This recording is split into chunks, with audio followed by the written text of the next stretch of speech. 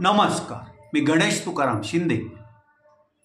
आपले अण्णा या यूट्यूब चॅनलवर आपणा सर्वांचं स्वागत करतो. आज आपण त्याच्या या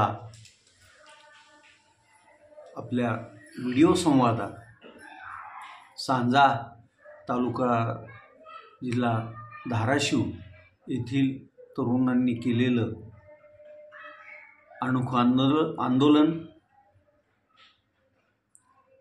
हिंगणगावच्या वाहून गेलेल्या विलास गायकवाड यांच्या कुटुंबियांना प्रशासनाकडून 4 लाख रुपयाचा चेक आणि आमदार ओमप्रकाश उर्फ बच्चू कडू यांनी कळंब तालुक्यात दिलेल्या जागोजागच्या भेटी याचा सविस्तर आढावा घेणार आहोत. दिवाळी ऑफर 3 वर्षासाठी फिक्स डिपॉझिट साठी 10% व्याजदर. ही संधी केवळ दिवाळी पाडव्यापर्यंत मर्यादित. जनहित पतसंस्थेत ठेव म्हणजे सुरक्षित ठेव. 21 वर्षापासून विश्वासपात्र असणारी एकमेव पतसंस्था. आपला पैसा आपल्याच गावात, इतरत्र कुठेही गुंतवणूक नाही. गावातला पैसा गावातच ठेवा आणि गावातल्या उद्योगधंद्याला वाढवा. ठेवीला विमा संरक्षण असणारी एकमेव पतसंस्था. सांजा तालुका धाराशिव जिल्हा धाराशिव येथील 4 युवक आज पाण्याच्या टाकीवर चढले आणि त्यांनी त्या पाण्याच्या टाकीवर आमचा पीक विमा आम्हाला लवकर द्या, अतिवृष्टीनं झालेल्या नुकसानाची भरपाई त्याबद्दल देण्यात येणारं अनुदान तात्काळ वाटप करा.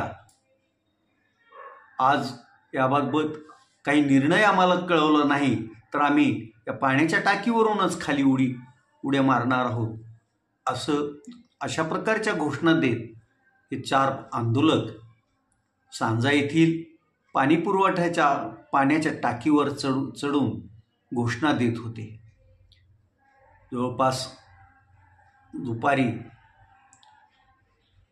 3-3:30च्या दरम्यान त्यांचं हे आंदोलन चालू होतं आणि 4:30 वाजेपर्यंत त्यांच्याकडे कोणी प्रशासनाचं फिरकलं की नाही हे कळायला काही मार्ग नव्हता.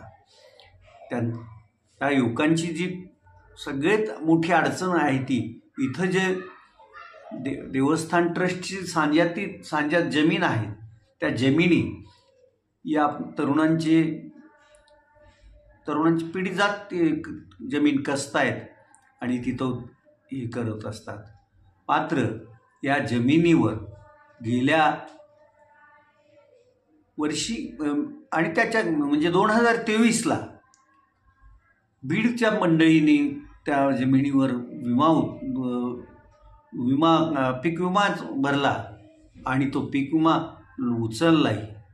पुढच्या वेळेसचा मात्र विमा हे असं कुणीतरी फसवत करतंय हे लक्षात येताच त्यांनी विरोध करण्यास सुरुवात केली आणि प्रशासनही जागं झालं.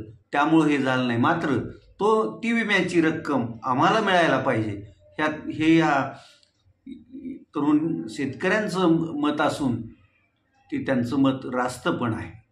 मात्र आता एकदा पीक विमा कंपनीनं जे खाते नंबर आहेत त्या खाते नंबरवर विम्याची रक्कम भरपाई केली असेल तर ती परत कशी मिळवायची हाही प्रश्न आहे. त्यांची दुसरी जी मागणी आहे की सध्या मे पासून ते अगदी कालपर्यंत जी अतिवृष्टी या परिसरात झाली आहे त्या अतिवृष्टीमुळं पिकाचं अतोनात नुकसान झालं आहे. अनेकांच्या शेतात पाणी साठलेलं आहे आणि त्या साठलेल्या पाण्यात पिकं बुडाली आहेत किंवा काही लोकांच्या जमिनी खरडून पण गेल्याचं चित्र आहे आणि त्याबाबतची नुकसान भरपाई या अतिवृष्टीची त्यांना मिळणं गरजेचं आहे आणि ती लवकरात लवकर मिळावी ही त्यांची मागणी आहे. तसं पाहिलं तर राज्य शासनानं 4-5 दिवसापूर्वीच जिल्ह्यासाठी 189 कोटी रुपयाची नुकसान भरपाईची रक्कम ही जाहीर केलेली असून ती जिल्हा प्रशासनाकडे पाठवण्यात पण आल्याचं कळतंय. मात्र अद्यापही ती रक्कम जिल्ह्यातली कोणालाच वाटप करण्यात आलेली नाही.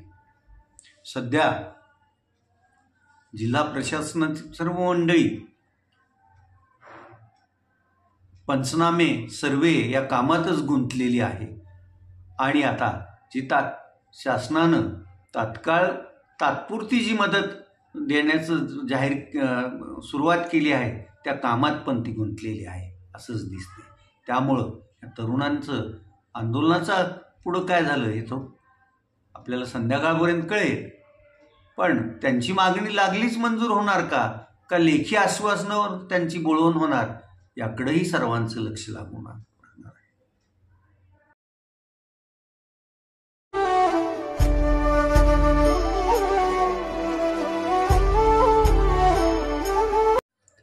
गेली 3 दिवस सतत पडणारा पाऊस आज म्हणजे काल सायंकाळपासूनच बंद झाला आहे. तो आत्तापर्यंतही तो पाऊस आलेला नाही. तिकडं बाकीच्या जिल्ह्यात पाऊस मात्र सुरूच आहे आणि काही जिल्ह्यात तर अगदी धोक्याचे इशारे देण्यात आले आहे.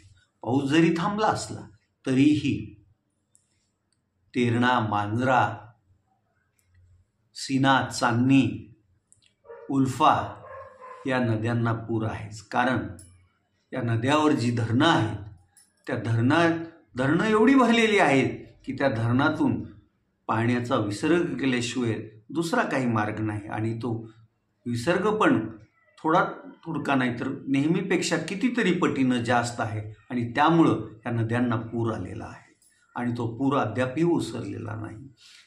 इकडं सीना नदीच्यामुळे तर परांडा तालुक्यातील कालपासून 5 ते 6 गावाचा जगाशी संपर्कच तुटलेला आहे आणि अजूनही तो तसाच आहे.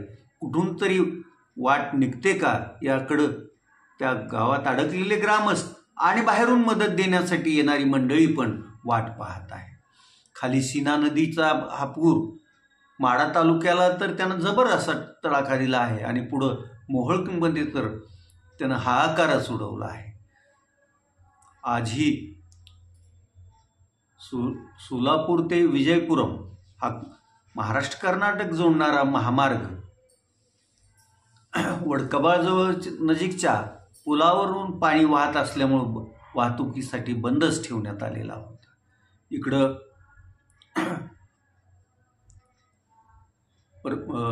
लातूर जिल्ह्यात पण पूरस्थिती जैसे थेच आहे असंच म्हणावं लागेल. जवळपास गेल्या 8 दिवसापासून मांजरा नदीला सारखाच पूर आहे. तिकडं गोदावरीला पण नांदेड आणि परभणी जिल्ह्यातील नागरिकांना गेल्या 1 सप्ताहभरापासून सारखा पुराशी सामना करावा लागत आहे.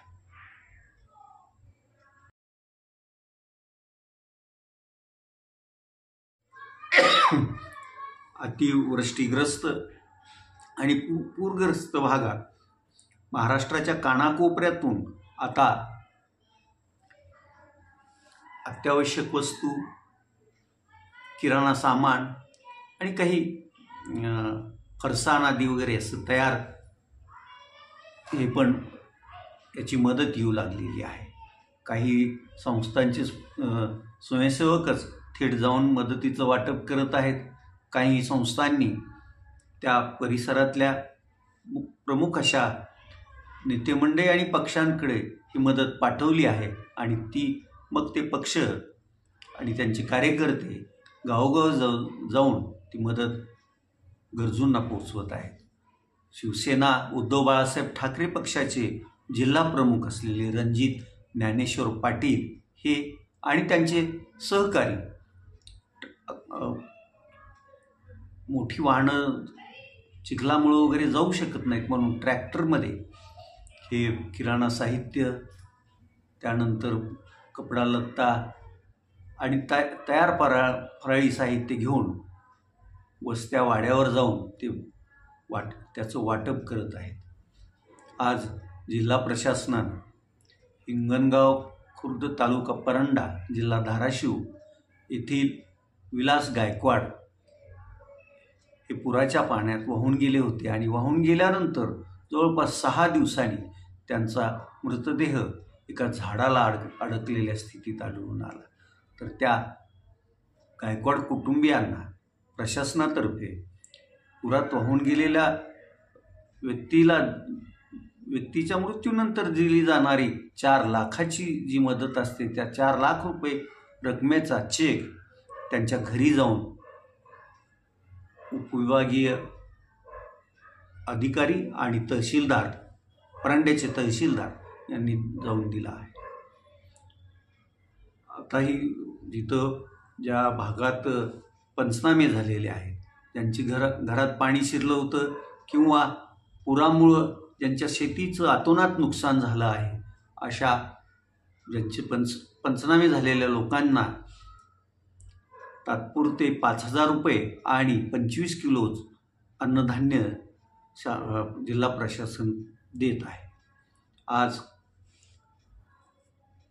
प्रहार संघटनेचे सर्वेसर्वा, माजी राज्यमंत्री, माजी आमदार ओमप्रकाश उर्फ बच्चू कडू यांनी कळंब तालुक्यातील पूरग्रस्त आणि अतिवृष्टीग्रस्त अशा काही गावांना भेटी दिल्या आणि या भेटीदरम्यान त्यांनी जिल्ह्याचे पालकमंत्री यांनी धाराशिव जिल्ह्यात येऊन आपला प्रताप दाखवावा. तिकडं आपल्या मतदारसंघात आणि मुंबईतच राहून नुसत्या फोनवरून किंवा व्हीसी कॉलवरून काय मदत कुठं करायची काय अशी याची माहिती देऊ नये. खरंच धाराशिव जिल्ह्यात फील्डवर येऊन त्यांनी आपला प्रताप दाखवावा अशी पालकमंत्र्यावर त्यांनी टीका केली आहे. बच्चू कडूंनीही शासनालाही धारेवर धरला असून तुम्ही 6-7 हजार रुपयाची एक सुद्धा मदत एकरी देत नाहीत आणि एका एकरात सोयाबीन पीक घेण्यासाठी जवळपास 35 ते 40 हजार रुपये खर्च येतो. एक प्रकारे तुम्ही आमच्या शेतकरी बांधवांची थट्टा करत आहात की काय, असा सवालही त्यांनी केला आहे. काँग्रेस पक्षाची जी मराठवाड्यातील अतिवृष्टीग्रस्त भागाची पाहणी समिती नेमली आहे, त्या समितीनं आज वाशी आणि भूम तालुक्यातील पारगाव, ईट, जानकापूर आदी भागात जाऊन पूरस्थितीची पाहणी केली. तेथील शेतकरी बांधवांशी संवाद साधला. या समितीत असलेले लातूरचे खासदार डॉक्टर काळगे, काँग्रेस पक्षाचे राज्याचे सरचिटणीस आणि ओबीसी याचे हे असलेले कळंबचे माजी नगराध्यक्ष पांडुरंग कुंभार, धाराशिव जिल्ह्याचे काँग्रेस अध्यक्ष धीरज पाटील, धाराशिव कृषी उत्पन्न बाजार समितीचे संचालक उमेशराजे निंबाळकर आदी मंडळी या शिष्टमंडळात सामील होती. आता खऱ्या अर्थानं गरज आहे ती पाऊस थांबलेला आहे. पूर पण हळूहळू ओसरेल. आता खऱ्या अर्थानं ज्यांचं मोठ्या प्रमाणात नुकसान झालं आहे, ज्यांची घरदारं पुराच्या ह्यानं किंवा अतिवृष्टीमुळे घरांची मोठ्या प्रमाणात पडझड झाली आहे आणि अनेकांच्या घरातील जीवनोपयोगी साहित्याचं नुकसान झालं आहे, त्यांच्या गरजा काय आहेत, त्यांना काय हवं आहे काय नाही हे 2-3 दिवसात सर्वांनी त्यांना खऱ्या अर्थानं सरळ हस्ते मदत करणं गरजेचं आहे. आणि ती मदत जनता करतच आहे, पण त्याचा मदतीचा ओघ वाढला पाहिजे हेही तेवढंच खरं आहे. पूरग्रस्त बांधवांना मदत म्हणून महाराष्ट्रातील प्रमुख देवस्थानांनी मुख्यमंत्री सहाय्यता निधीस आपली मदत जाहीर केली आहे. त्यात शेगावच्या श्री गजानन महाराज संस्थानतर्फे 1,11,00,000 रुपयाचा निधी त्यांनी जाहीर केला आहे. शिर्डी येथील श्री साईबाबा मंदिर ट्रस्टनं 1 कोटीची देणगी देण्याचं जाहीर केलं आहे. तुळजापूर येथील तुळजाभवानी मंदिर ट्रस्टनंही 1 कोटीचा निधी देण्याचं जाहीर केलं असून पंढरपूरच्या विठ्ठल रुक्माई मंदिरातर्फेही 1 कोटीचा निधी मुख्यमंत्री सहाय्यता निधी ते देणार आहेत. सर्वाधिक निधी आज जाहीर केला आहे तो मुंबईत येथील सिद्धिविनायक गणेश मंदिराच्या ट्रस्टनं. सिद्धिविनायक ट्रस्टनं 10 कोटी रुपये पूरग्रस्तांसाठी मुख्यमंत्री सहाय्यता निधीस देणगी देण्याचं जाहीर केलं असून कदाचित आज किंवा उद्या त्यांचा तो चेक ते निधी तिकडे सुपूर्द करतील असं दिसतं आहे.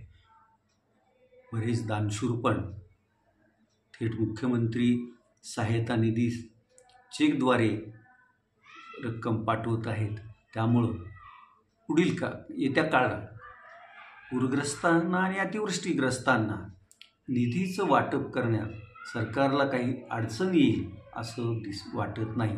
आणि मग जो निधी जमा होईल, ज्या देणग्या जमा होतील त्या देणग्यांचं व्यवस्थित वाटप आता करणं हे मुख्यमंत्री देवेंद्र फडणवीस आणि महसूल यंत्रणेच्या हातात असणार आहे आणि त्यांनी ते योग्य प्रकारे करावं एवढीच लोकांची अपेक्षा आहे. आता इथंच थांबू. आपण आपल्यांना हे यूट्यूब चॅनल सबस्क्राईब करा, लाईक करा आणि कमेंट्स पण नोंदवा. धन्यवाद.